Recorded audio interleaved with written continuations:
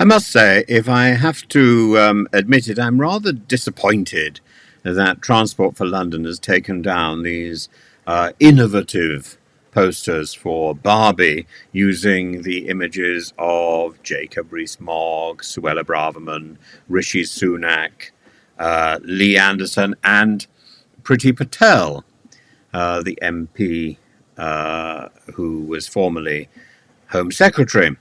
The derogatory language involved in these posters, I didn't, when I first posted a piece about it, I hadn't fully looked at the details of the posters, and the language is quite sort of hot. Anyway, the posters were uploaded onto Twitter by a campaign group called Lesbians and Gays Support the Migrants.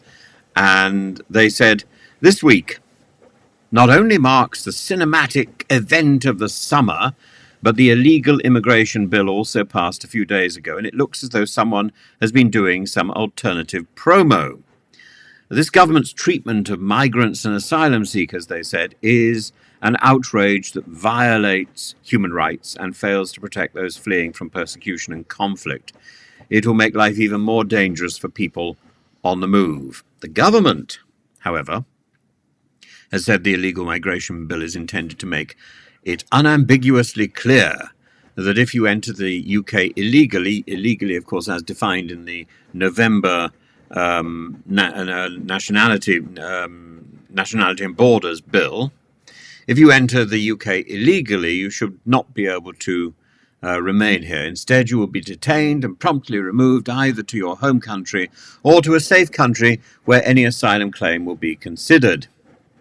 So the problem is the asylum system in Britain is broken, and it's partly broken because of Theresa May's hostile environment, where her entire staff went slow, and they haven't actually started to get their finger out and do anything thus far. So this is almost 12 years later.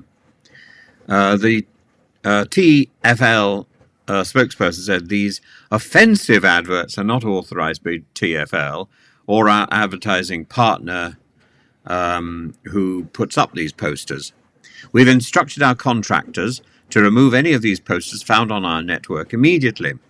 Now, what they're particularly interested in is how these posters were printed and posted across London, which locations were used, and how indeed the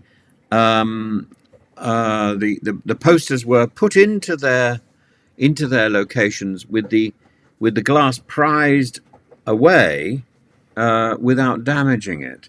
So how did these people manage to get these posters into the official poster locations without destroying the glass panels? Interesting, really. It strikes me that there must have been some sort of insider operation. All very cloak and dagger, all terribly exciting, don't you think?